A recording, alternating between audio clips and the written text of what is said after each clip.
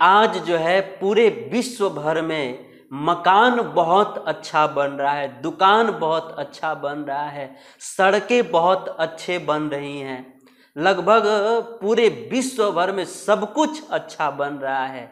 लेकिन एक चीज जो है वह दिन प्रतिदिन खराब बनते जा रहा है, वह है आदमी का मन।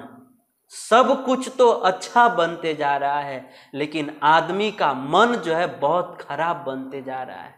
कहते हैं कि आज जो है आदमी के घर में कार तो बहुत अच्छा है, आज आदमी के गले में सोने का हार तो बहुत अच्छा है, लेकिन आज आदमी के मन में विचार अच्छा नहीं है।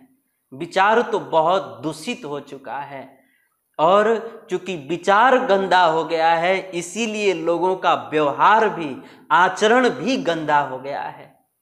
कहते हैं कि आज जो है आदमी के कपड़े से सुगंध आती है, आदमी के कमरे से सुगंध आती है, आज आदमी के कार में बैठिए तो कार से सुगंध आती है, कहाँ तक कहें आज आदमी के टॉयलेट बाथरूम से सुगंध आती है, लेकिन चरित्र से तो बदबू आती है। चरित्र गंदा हो चुका है, मन गंदा हो चुका है। और एक महत्वपूर्ण बात यह है कि आज हमारा दूध न खराब हो इसके लिए हमारे घर में फ्रिज की व्यवस्था है, आज हमारा कपड़ा न खराब हो इसके लिए हमारे घर में वॉशिंग मशीन की व्यवस्था है, परंतु आज हमारा मन न खराब हो इसके लिए हमारे घर में, समाज में, पूरे देश में कोई व्यवस्था नहीं।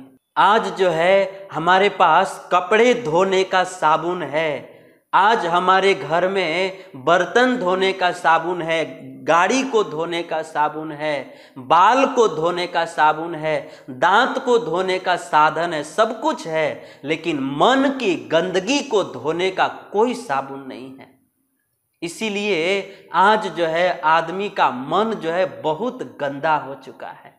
लेकिन हमारे शास्त्र कहते हैं कि इस संसार में किसी व्यक्ति का मन कितना ही मैला और कितना ही गंदा क्यों न हो, अगर कोई व्यक्ति भगवान कृष्ण की कथा को श्रवण करता है तो उस व्यक्ति का मन जो है गंगा जी के जल के समान परम पवित्र बन जाता है। ये है भगवान की कथा सुनने की महिमा। भागवत के दूसरे स्कंद के चौथे अध्याय के 15 नंबर श्लोक में सुखदेव गोस्वामी जी कहते हैं, यत् कीर्तनम यत् स्मरणम यदीक्षणम यद् बंदनम यत् श्रवणम यदर्हणम लोकस्य सद्यो विधुनोति कल्मषम तस्मै सुभद्रा श्रवसे नमो नमः। सुखदेव गोस्वामी जी कहते हैं कि इस संसार में किसी व्यक्ति का मन कितना ही दूषित क्यों न हो, परंतु वह अपने कर्ण से भगवान की कथा श्रवण करता है तो लोकस्य सद्यो विधुनोति कल्मषम, उसके हृदय का, उसके मन का सारा गंदगी धुल जाता है। यही बात भागवत के 10वें स्कंद में गोपियां कहती हैं, तव कथामृतम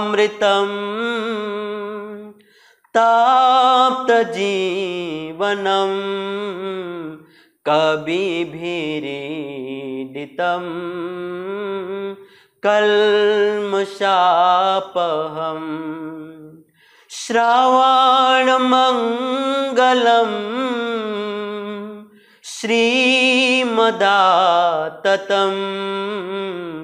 भुवि गृह्णन्ति ते भूरिदा जना।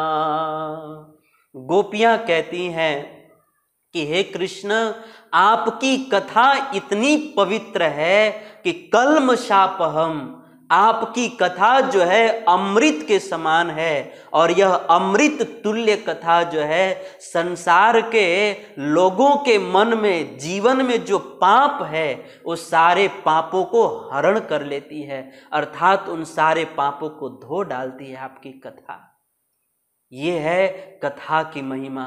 इतना ही नहीं, भागवत महात्म्य के चौथे अध्याय के 9 नंबर श्लोक में नारद जी भगवत कथा की महिमा सुनाते हुए कहते हैं, अतो निर्लोके ननु नास्ति किंचित चित्तस्य शोधाय कलौ पवित्रम अघौघ विध्वंसकारं तथैव कथा समानम भुवि नास्ति चान्या। श्री नारद जी कहते हैं कि इस कलिकाल में आदमी के मन को पवित्र करने का सबसे बड़ा और सबसे सरल साधन है भगवान की कथा। कथा समानम भुवि नास्ति चान्यत।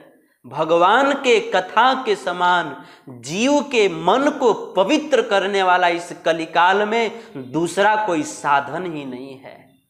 भगवान की कथा सुनने से आदमी का मन पवित्र हो जाता है, ये नारद जी कहते हैं। और यही बात रामायण में लिखा है, रघुवंश भूषण चरित जे नर कहहि सुनहि जे गावहि कलिमल मनुमल धोई बिनु श्रम राम धाम सीधा वही।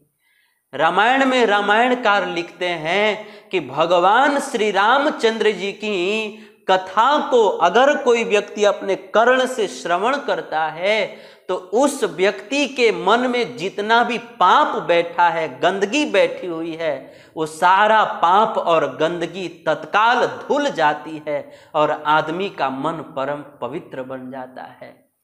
ये है भगवान की कथा श्रवण करने की महिमा।